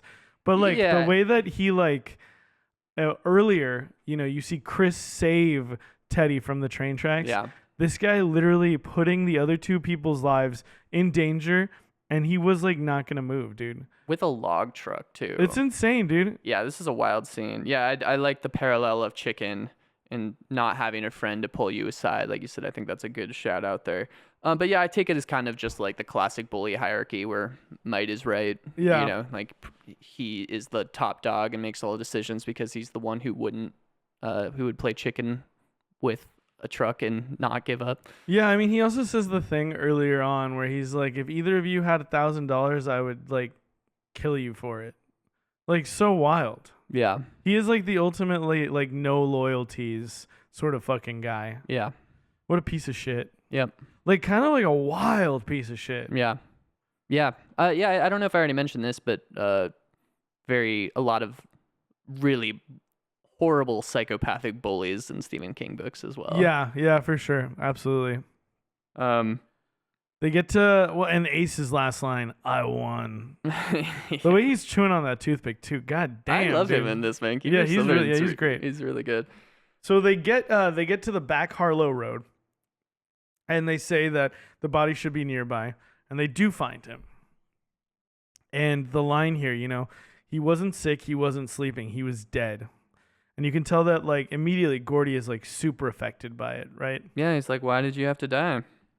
And the scene with Chris is so beautiful, you know? Yeah. You know, why did Denny have to die? It should have been me. My dad said I'm no good. He hates me. I'm no good. And Will Wheaton's father was physically and emotionally abusive towards him, like, as a child. His older brother was, like, the golden child who could do no wrong. So, no, like... Man, that scene already, like, it made me tear up. But then, like, learning about that afterwards, it's just like the fucking weight, dude. Like, Yeah. this kid is fucking killing it. He's fucking 12. And, like, the real pain that he's, like, channeling into this performance, out of this world, dude. Yeah, amazing scene. I think, honestly, it's maybe, like, of, like, the kid breakdown scenes, like, I think his and Chris's are definitely, like, up there for me on how much they affect me, but his is definitely, I think, the one that I felt most affected by. Not to like say any one of them is better than the other. It's just like this one really like fucking hit me. Yeah. Like in the moment watching it. Yeah, I don't know if I could pick the most powerful scene for me, because I thought it was all very well done. It is all great, but like Yeah, it's I'm just just like try- I'm just I like thinking about yeah it. for sure. Just measuring, but like it was very clear to me my emotional response to the different like Yeah. sort of moments. Like that one was the one that really hit me the hardest. Totally. Yeah, and then the bullies find them. Yeah, they find them. So Gordy Teddy and Vern run away. Yeah. And Chris stands up to him, and he's got a knife, and just great foreshadowing, of who Chris is. You know, like Yeah. he will face down a knife for what he thinks is right, and I love this kind of change they have with finding the body, where it's less about the reward now, it's more about like the dignity of this kid, and they don't want these bullies to take him. Yeah, no, it's really cool. I love it. Because at the beginning of the scene, there is the whole thing about, like, Chris is basically like, it's not fair. You guys have a car. We walked here. Like, you know, we earned this, like, Yeah. in this, like, weird kind of way where you're like, oh, that's a little strange. Well, But then, they're also talking about like making a stretcher for him, and I'm like, what, you're gonna carry him Yeah. 30 miles Yeah, I on know, a right? self-made stretcher? Like, yeah, but then sort of like the way that Gordy ultimately, like the realization Gordy has by the end of it. And we should say, Gordy then, you know, standing up for his friend yeah, with with the gun. insane. Yeah, very intense, and I believe he would kill him in this scene. Yeah, yeah. He looks so sure. The way that he holds it and everything, really, really well done. Like really, really good scene.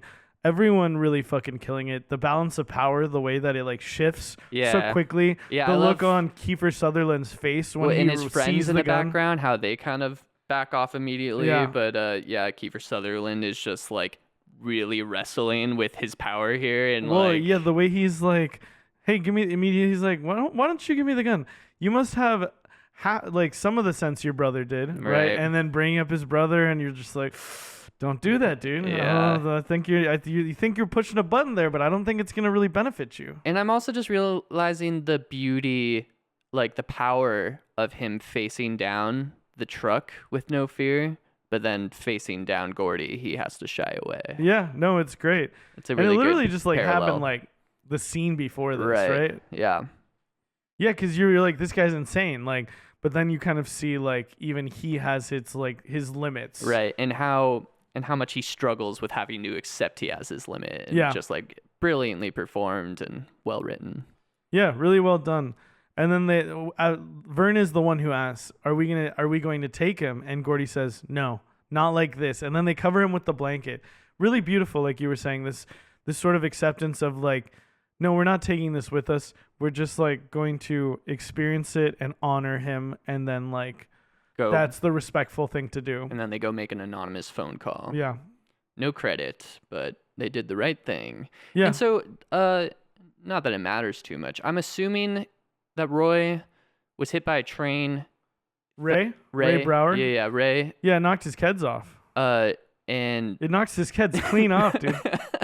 and fell into the river, and then the river washed him up there, and then like low tide or something, or like on high tide, like a stormy day or something, he was washed up there and left there. Because I was just trying to figure out like geographically, how did his body end up right That's here? probably a good point. Yeah, that works to me. Okay. Yeah, I don't know. I was just thinking about it, wondering if you had thoughts. But yeah, not relevant to the story. It was just interesting his location. Yeah, that Based on- does make sense. Like Based that off sounds like how it the would- crime went down, or not crime, but the death went down. Yeah. Yeah, and then you know, It's very pretty much like this is like that was the denouement. This Yeah. is like all sort of like the like wrap up. cascading Yeah. sort of like declining action. We have that they get back to Castle Rock at 5 a.m. Sunday morning before Labor Day, which is such a good touch. It's literally right before school starts. Yeah, and I love that line that the town seemed smaller. Yeah. In terms of coming of age, like metamorphosis, seeing the world facing death, facing all these existential, you know, like this, like they almost went like on this like spiritual pilgrimage Yeah, they in really a way, did. and now they're coming back and, you know, seeing how small their Yeah. stomping grounds Yeah, are. I mean, after seeing like a dead body too, like I Yeah. feel like there's something about that being confronted with mortality in that way that makes everything seem smaller. Yeah, and I think is it Teddy or Vern who on his way out says, "I'll see you in junior high." Vern says, see you in school. Teddy says, see you in junior high. Mm. Vern finds a penny walking away. It's kind of great. Like, Yeah. very good sort of encapsulation of him. Like, again, I don't think he is this sort of like in a positive way, this sort of like averageness that's okay. Like, that's like that I accept. That is like a good sort of like, Well, there's this averageness, purity. you know? Yes. There's a lot of like I said, he's the one who that best encapsulates innocence in Yeah. this movie. yeah. It's like he also had a dark experience, but kind of came out more or less the same, but maybe a little like Relatively sure. unscathed, yeah. And I think it was a bigger transformation for the others in the group, especially you know Gordy and Chris. Yeah, for Especially sure. Gordy, you know, the most. And then we have Teddy stopping to say, "Hey Chris, no hard feelings, okay?" And I love the way that Chris is like, "No way, man." Yeah. Love that. Yeah. Cuz there's also a moment earlier where when Chris says, "Maybe I'm just a pussy" to Gordy, and Gordy goes, "No way, man." And I just love the way that they're just like, "No way." Yeah, you know? there's a lot of very, and this is something Stephen King is just awesome at, is just very lived in, kind of known way of communicating between characters and his stories, where it all feels like a well-built, like an established relationship, and not something that, like, you're just seeing a glimpse of this life, and, Yeah. and it's not all built for this one story, you know? Yeah, for sure. And Chris and Gordy walk away together, and then we hear in the VO that they saw less and less of Vern and Teddy, and eventually they just became two other faces in the hall. Which is sad. Yeah, Very it's real. sad, but it's very real. Yeah, Yeah. for sure. And that's just what happens. You Yeah, know? you were talking about it earlier. Yeah. And then Vern gets married out of high school, has 4 kids, and he's a forklift operator. Good for Vern. Teddy tries to get into the army several times, but his eyes and his ear keep him out. That's sad. It is sad.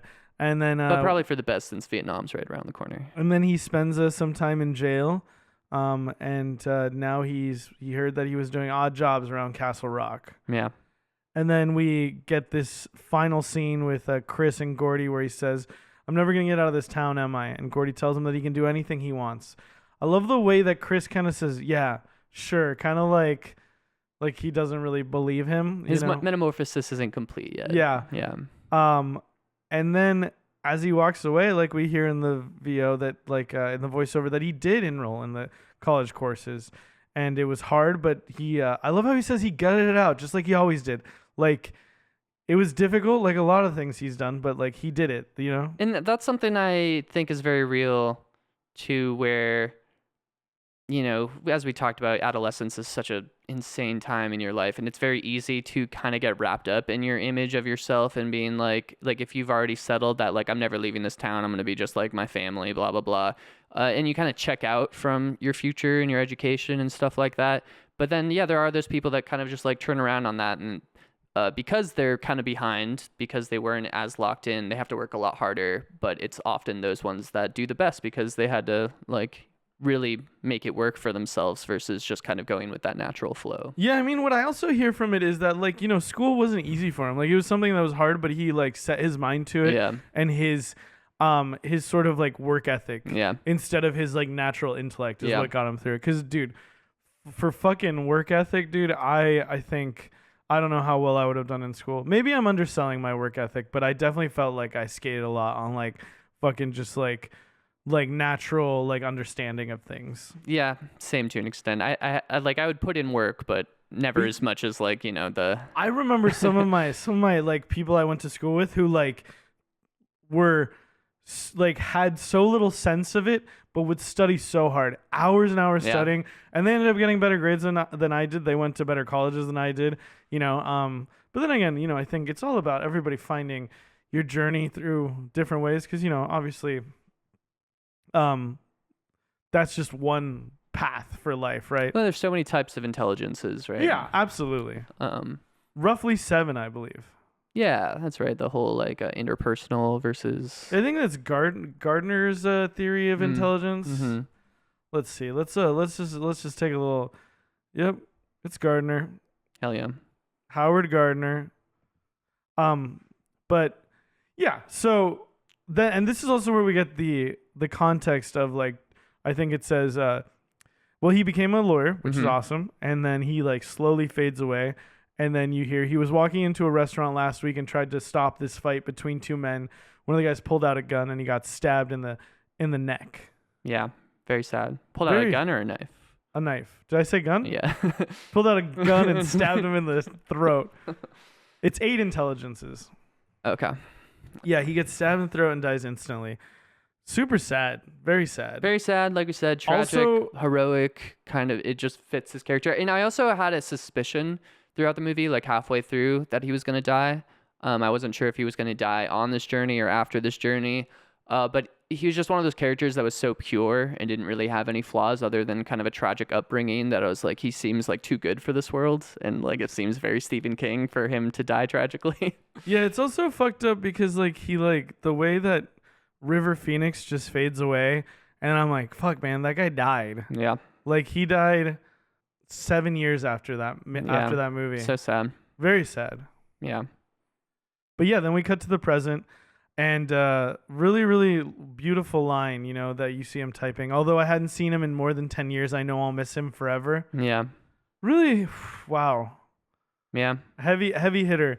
And then he's got the kid who seems to be roughly the age he was, with the kid's friend, you know, and, Dad, can we go? I'll be right there. He said that half an hour ago. Yeah, there's a nice moment too where he's like, yeah, he's just kind of a weirdo. And This is that my makes- dad. Yeah, my dad.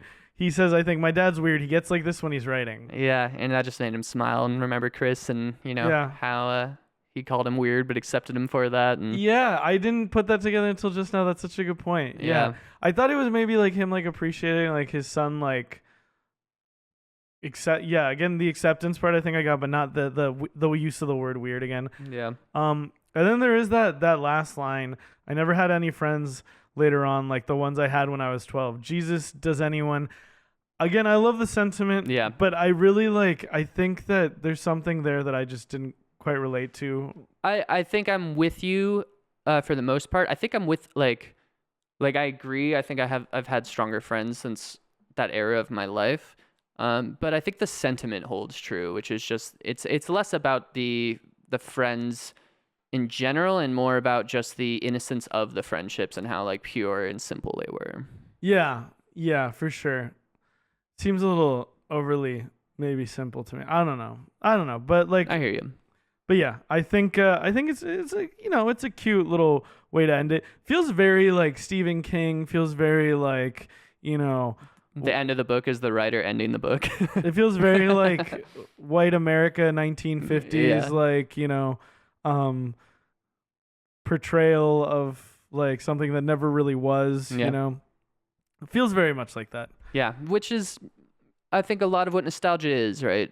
Pining for a time that it wasn't as good as it seems in your memory as golden.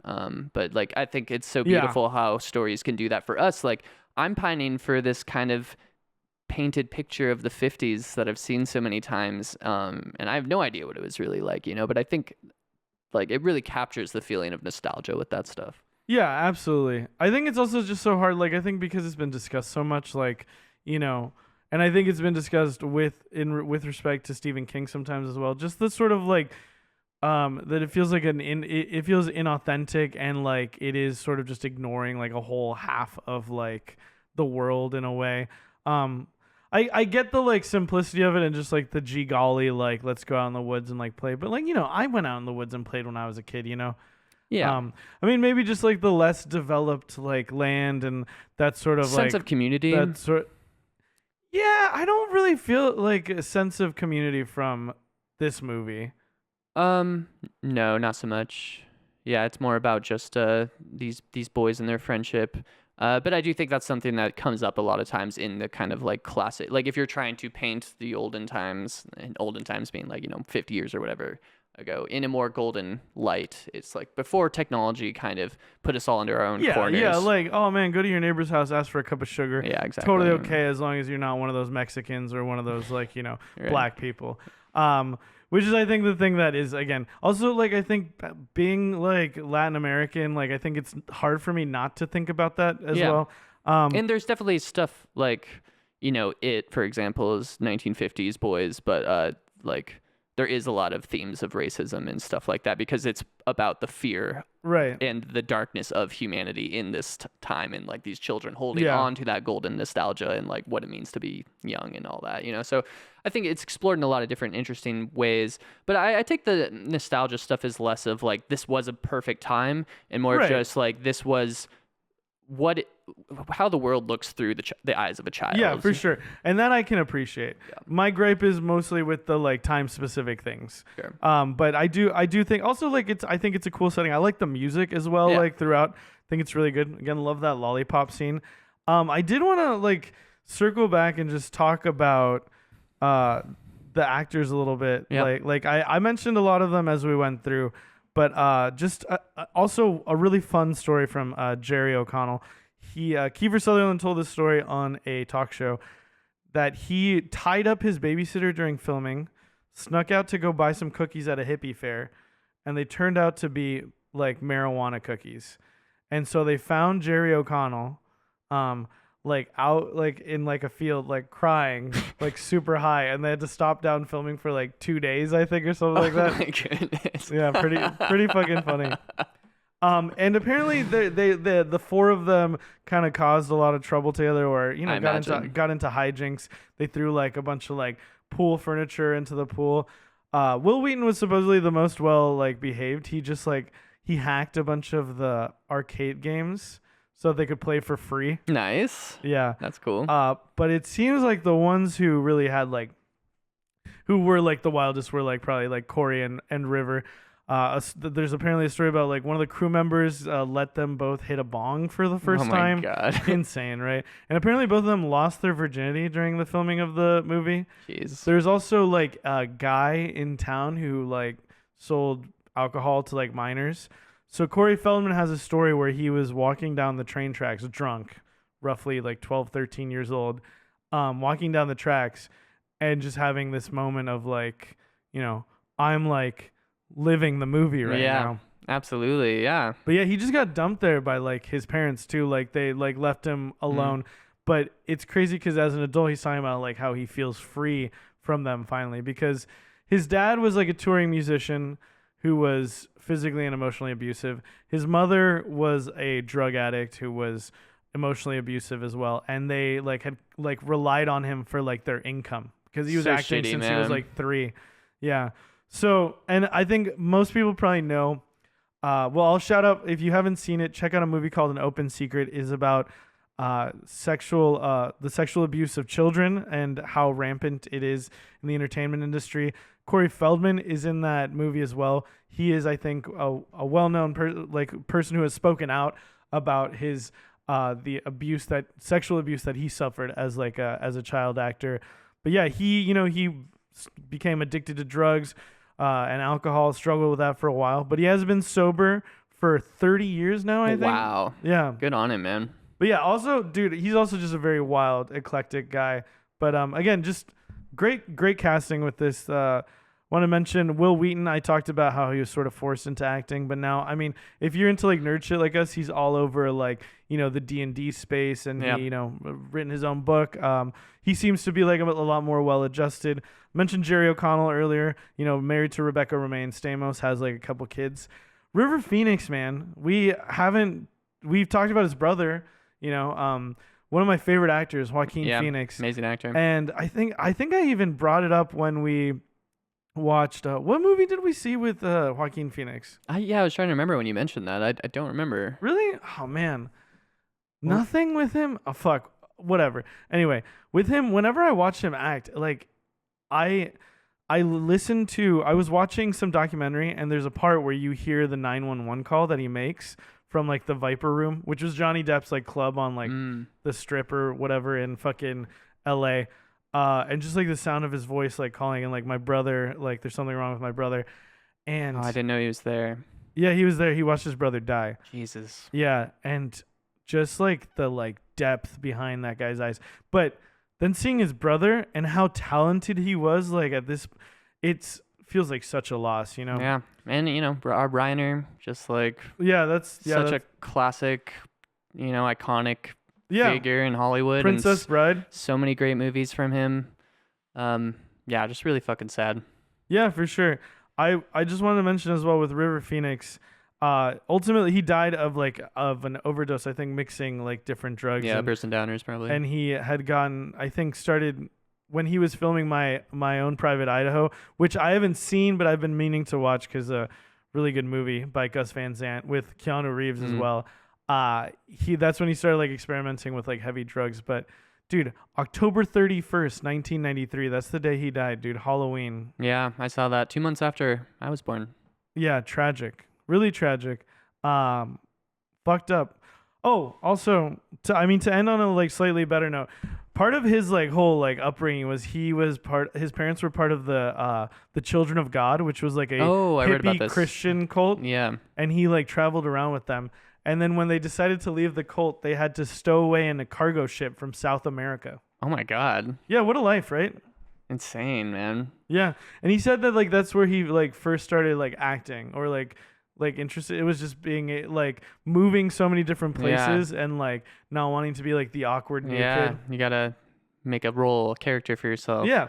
But wild movie, and like such like what's crazy about it, I think what I'm trying to get at with all this is that you're watching the kids, the actors are coming of age as they're making this movie. Yeah, it's such a good point. Yeah, it's kind of their own existential journey for the actors as well as the I didn't realize like what an inflection point it was for all of them, Yeah. because like they were all seems like they were friends to the point where they were still in contact, like talking to each other, like seeing each other, like like a certain level of contact, like after that. Yeah. But yeah, wow, very heavy, and also like wild to be watching this, like, just fucking.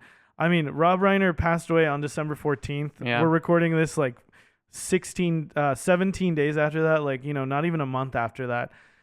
And yeah, dude. Also, like, just that he died in, like, like you were saying, like, Chris gets stabbed at the end of Stand By Me, and that he was stabbed, and also by his own son, dude. Fucked up. So tragic. Very tragic. And his wife as well, right? Yeah, his wife was also Horrible, murdered. So, man. Rest in peace to the Reiners. Also, I don't know. I wish their family the best. That seems very tumultuous and difficult. Yeah. Yeah. Well, All right. I hope we See you later. I hope we get some more of his movies on the podcast sometime. Yeah, for sure. Yeah, I know he did Princess Bride. There's some other ones that I can't think of. One like, off the one rip. just came to mind that I'm wondering if we can squeeze in, but I know it's a tight category, so I'll discuss with you afterwards. Oh wow. Well, he's really teasing me right now. Yeah, I am. Yeah. So tier ranking of this movie. It's a good question. Yeah, I feel like my heart wants it to be an A, but I think my genuine experience with it was more of a B. Like it's kind of what I was expecting, which was just like a really wholesome, well done coming of age story about finding a dead body, and it delivered on that, but I don't know if it really like blew me away. Yeah. I think like the context of it is like so interesting for sure. Yeah. I think I will give it. I mean, it's an hour and a half. It moves at a relatively good pace. Things like sometimes when things work the way that you expect them to, it's not necessarily a bad thing. Yeah. I will say I'm gonna give it an A. I'm gonna give it A for adolescence. Yeah, and like you were saying, it's not like we didn't really have any critiques, like I don't have anything really bad to say about the movie. Yeah, for sure. I mean, it's just I think there's coming of age stories that have hit me a lot harder. Yeah. I was like thinking like, seeing like 8th grade, Yeah. like that movie, like, but I don't know. I think that maybe feels like so of a time in a way too. It's relatable in where it's relatable, but there's something about it that feels almost like fantasy-esque about it, like this, like a fairy tale. this other, like it happened somewhere else, in Sure. another time. So I mean, like, I'm not like necessarily docking it for that, but it's just, I think an A or B, that's a strong B's film. a good tier. Yeah, absolutely. But yeah, that was that. We got another coming of age movie next week. We're gonna be watching the Jonathan Singleton Boys in the Hood, which I also have not seen. I have seen it, and it's a movie I watched when I was is that his name? Jonathan? Am I wrong about that? Oh my god, dude, we're gonna have to cut this. Oh shit. No, John Singleton. I don't know why I said Jonathan. John Singleton. I saw it had like a 96% on Rotten Tomatoes or something. Yeah, you've like never heard of this movie? No, I've heard of it. Okay. I mean, it's a pretty well known and well regarded film. Cuba Gooding Jr. is in it. I watched it when I was probably like 13, 14, 15, and was deeply impacted by it. I'm excited to see what you think about it. Hell yeah, brother. I'm looking forward to it. It's also just like a cool time, early 90s, like, hip hop, and like it is like an African American story, like, a story of like, South Central Los Angeles. And I was like, and it's also, I guess, cool for me to be like, oh yeah, I didn't live in South Central. My parents lived in West Hollywood. But just saying, like, I'm excited to see like Los Angeles in that time period. Totally. Yeah, and I'm glad we're doing kind of different walks of life. Because we were talking about doing The Outsiders as well, but we're like, should we do another 50s boys movie? Like, yeah, maybe we should just like try to mix it up. Yeah, give it a little bit more variety. And I'm Yeah. excited for y'all to see the variety that we have chosen. Absolutely. But for now, we will keep that secret. We will keep it safe. And, as we always ask, please like, comment, subscribe. Call your mom. Tell her you love her. Kiss your friends consensually. And, we'll be seeing you in the forecast. Cast.